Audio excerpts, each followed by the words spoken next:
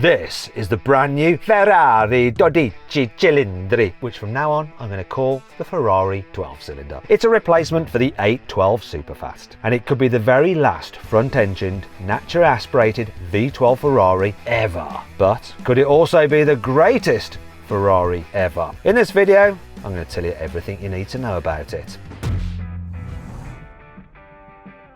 First impressions matter, and you know what? I think this is a good looking car. It doesn't look that similar to the 812 Superfast, but this is deliberate. Ferrari didn't want to make a nostalgic looking GT car. It wanted it to look modern and futuristic. So that's why you don't get many sharp creases nor sculptured body panels. The whole car is much simpler and less fussy than other Ferraris. But even though Ferrari claims there aren't any retro design features, I can spot a few. The way the headlights wrap around the front bumper reminds me of the 365 Daytona. And this 12-cylinder even has a similar piece of black trim on the bonnet as that car as well. Also, the new daytime running lights stick out like chrome bumpers on other classic Ferraris, but the way these extend behind the front wheels reminds me of something else. But you can't guess what?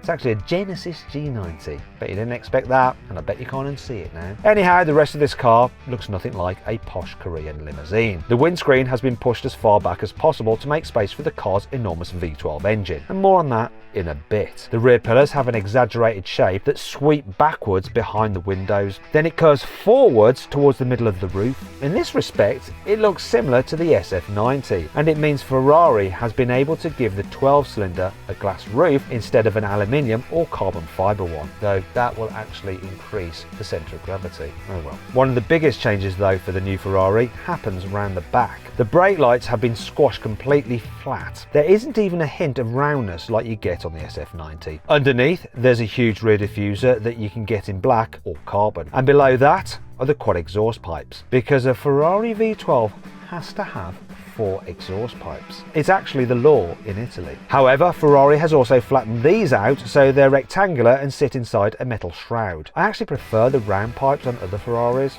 rather than these new ones. Not sure about them at all. But what do you think? Let me know in the comments. Unlike other car makers, Ferrari's sticking with a big, naturally aspirated V12 engine. But Ferrari won't be able to make these engines forever, so this could be one of the very last front-engine V12 Ferraris you'll ever be able to buy. Well, if you've got enough money to buy one. So it better be good, right? It's actually based on the 6.5 litre V12 that was available in the 812 Competizione, which I'm going to call from now on the 812 Competition. So you get pistons made from a special aluminium alloy, a rebalanced lighter crankshaft, and new titanium conrod that are 40% lighter than steel ones. You also get the same clever intake manifolds as the 812 Competition. These can change how the air flows inside them depending on the engine speed. If you force the air to travel further before it gets sucked into the cylinders, you get more torque at low revs. But if you give the air a shortcut at high revs, you then get more power. Anyway, let's cut to the chase. How much power and torque does this V12 actually produce? Well, the 12-cylinder's engine generates 830 horsepower and 678 newton meters of torque. That's the same power as the engine in the 812 Competition, and only 14 fewer newton meters of torque. The 12-cylinder also has 5 horsepower more than you get from the new naturally aspirated V12 in the Lamborghini Revuelto, though of course that car then does have 3 electric motors which boost its power to over 1,000 horsepower. Now if you want to see a drag race between the new Lamborghini and a Ferrari, click on the pop-out banner in the top right hand corner of the screen, or follow the QR code appearing on the screen right now. But this new Ferrari isn't going up against the hybrid Lamborghini supercar. It's actually an alternative to GT cars like the AMG GT 63S Hybrid and the forthcoming Aston Martin Vanquish. Aston has already confirmed it's working on a new V12 engine for that car that will have 835 horsepower and 1,000 newton meters of torque. The big difference, however, is that the Aston Martin engine has twin turbos, so it probably won't sound as good as the Ferrari. Speaking of which, Ferrari has gone to great lengths to make sure this new 12-cylinder sounds like a proper V12, despite all the latest rules about emissions, particulate filters and noise regs. For example, it's repositioned the exhaust resonators to make the exhaust tone sound better from the driver's seat. And all the individual pipes that make up the exhaust manifolds measure exactly the same length. Now this is very hard to do when you have so many cylinders, but it's worth it because it makes the sound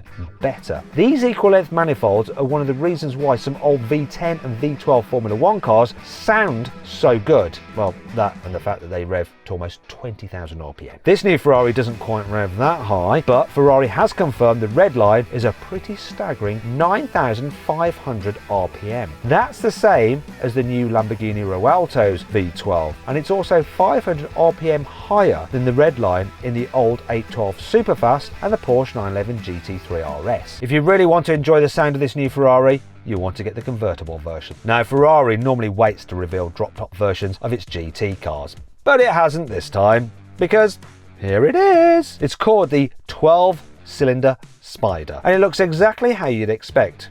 It's a 12-cylinder coupe with a folding metal and glass roof. Ferrari says the 12-cylinder coupe will accelerate from 0 to 60 miles an hour in 2.9 seconds, and this Spider takes a smidge longer at 2.95 seconds, because it's a bit heavier due to the roof mechanism. Both cars though have a top speed at over 211 miles an hour. That's pretty much exactly the same 0 to 60 time and top speed as the old 812 Superfast. But how would it compare in the real world? Well, I'm going to hopefully get one to drive, so make sure you subscribe to this channel and hit the bell icon to turn your notifications on so you're alerted when I finally upload that video. The new Ferrari 12 cylinders interior looks pretty similar to the one in the Purosangue SUV, apart from the fact you don't have any back seats, of course. Just like the Purosangue, there's a digital display and a touchscreen for your passenger. But unlike that car, the 12 cylinder has another, even larger screen in the middle, and it has Apple CarPlay and Android Auto as standard.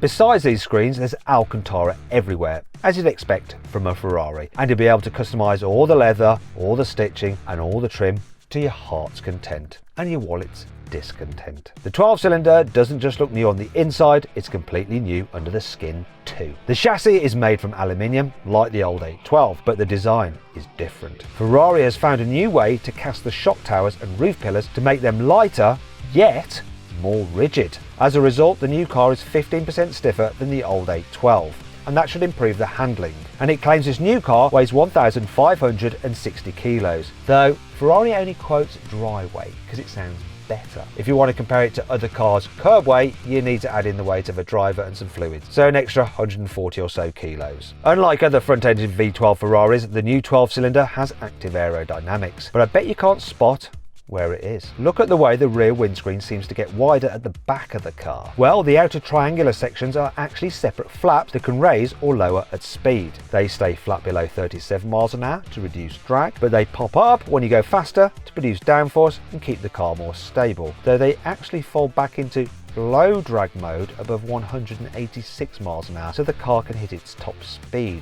Though, aren't you then losing stability? Is this a good idea, Ferrari? I'm sure you know what you're doing, right? Anyhow, just like the 812, the new 12-cylinder has an 8-speed dual-clutch automatic gearbox. But the ratios have been tweaked and the engine management software rewritten to deliver different torque profiles depending on which gear you're in. Ferrari says this makes the car feel smoother and more progressive to drive. Probably not such an animal then, which is partly 812's charm. An even bigger change is the new brake-by-wire system, which removes any physical connection between the brake pedal and the brakes. It's all done by electrics, but that's not all. Ferrari has given the 12-cylinder a new version of the 812 competition's four-wheel steering system. These two features actually work together as part of the new stability control system that Ferrari calls Side Slip Control 8. This latest software is able to work out how much grip the road offers at lower speeds than ever before. And this means you don't have to be driving on the limit for it to know exactly what's going on between the road and the tyres. Speaking of which, you can choose to get your 12-cylinder fitted with Goodyear Eagle F1 Super Sport tyres or Michelin Pilot Sport 5Ss. I'll go with the Michelins, thank you very much. Ferrari hasn't announced how much the new 12-cylinder costs, but it's probably going to cost from around £300,000. And as always, the Spider will be more expensive, plus once you've added a few options, yeah, you could be looking at well over £400,000 for one of these things.